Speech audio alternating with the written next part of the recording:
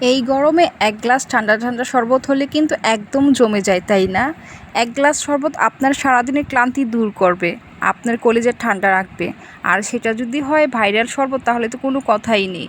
So hello everyone, আসসালামু আলাইকুম, welcome to my channel. আজকে আমি আপনাদের সাথে শেয়ার করব তালের শাঁস শরবত। তো তালের শাঁসগুলো আমি প্রথমে খোসা ছাড়িয়ে নিচ্ছি একটি পিলারের সাহায্যে। আর এই পিলারের সাহায্যে খোসা ছাড়ালে কিন্তু খুব দ্রুত হয়, আপনারা বাসায় ট্রাই করতে পারেন। সবগুলো তালের শাঁসের খোসা ছাড়ানো হয়ে গিয়েছে। এখন আমি তালের শাঁসের ভেতরের যে মিষ্টি রসটা ছিল সেটা আমি শরবতের সাথে অ্যাড করে দেব। এখন আমি তালের শাঁসগুলো ছোট ছোট কিউব করে কেটে নেব।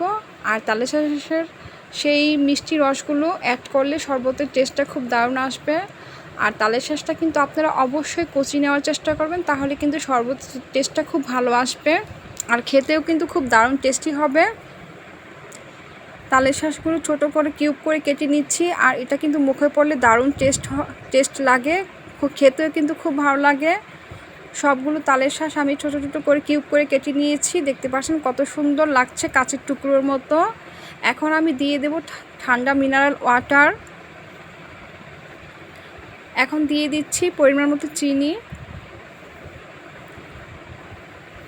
তো আপনারা কিন্তু পরিমাণ মতো চিনিটা দিয়ে নেবেন, তাহলে কিন্তু শরবতের টেস্টটা দারুণ আসবে। সবগুলো চিনি আমার দেওয়া হয়ে গিয়েছে। এখন আমি শরবতের চিনিটা নিয়ে নিচ্ছি আর দিয়ে দিলাম তালের শাঁসের কিউবগুলো। এখন আমি খুব সুন্দর করে একটু নিয়ে নিচ্ছি, তাহলে কিন্তু টেস্টটা খুব ভালো আসবে।